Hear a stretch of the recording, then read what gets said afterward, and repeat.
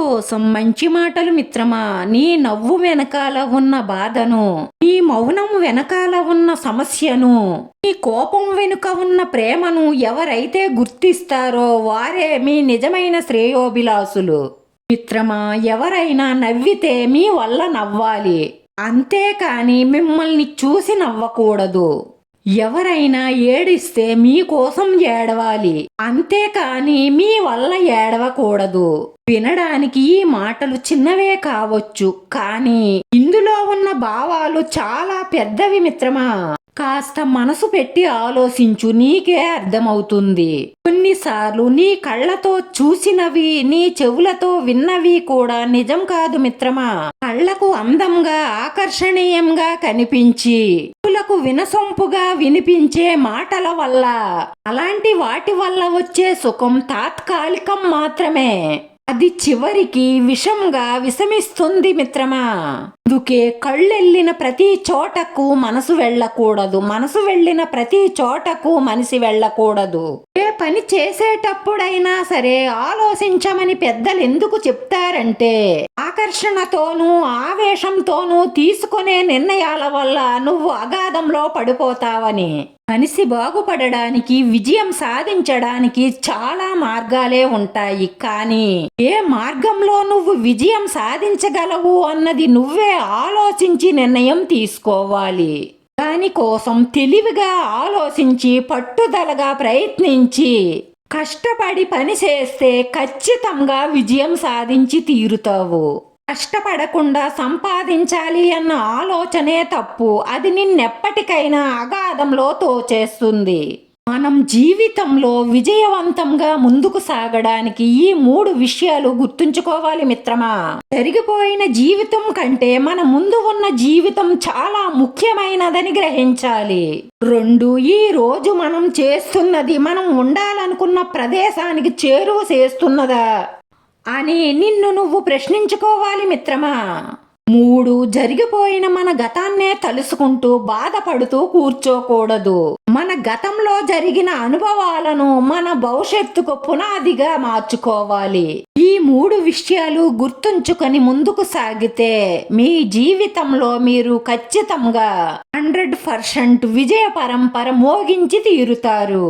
ఒకటి బాగా గుర్తుపెట్టుకో మిత్రమా, గుణంలో, జ్ఞానంలో ఉన్నత స్థితిలో ఉన్న మిమ్మల్ని కిందకు లాగాలని చూస్తున్నారు అంటే వాళ్ళు మీకంటే తక్కువలో ఉన్నారని అర్థం చేసుకోండి.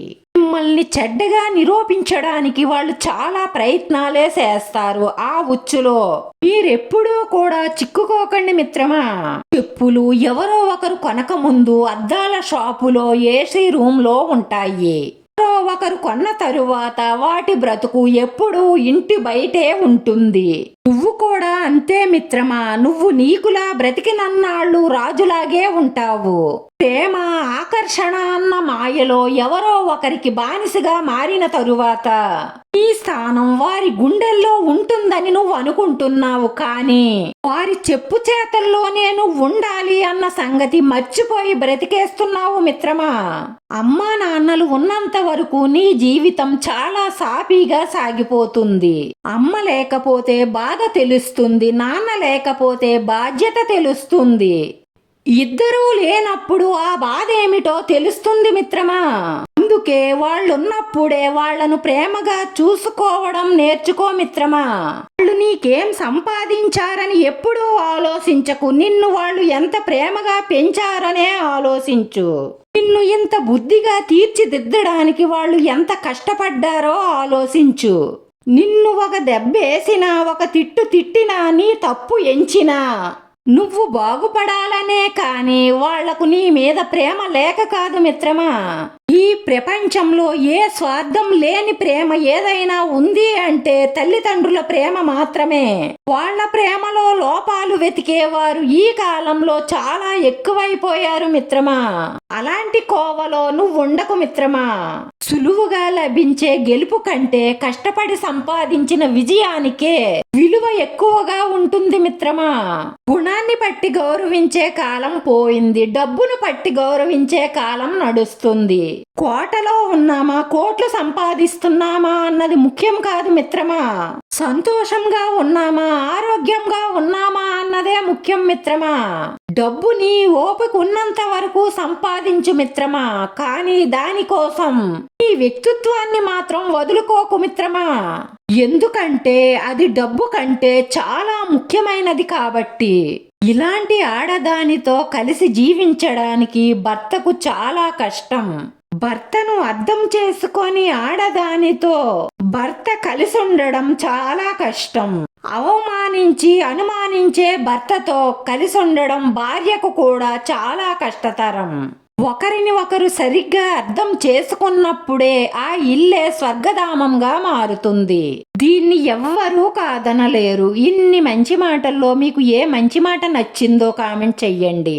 వీడియో నచ్చితే లైక్ చేయండి, షేర్ చేయండి, సబ్స్క్రైబ్ చేసుకుని పక్కనే ఉన్న బెల్ ఐకాన్ క్లిక్ చేస్తే నేను పెట్టి ప్రతి వీడియో కూడా మీకు వెంటనే నోటిఫికేషన్ వస్తుంది. ధన్యవాదాలు మిత్రమా.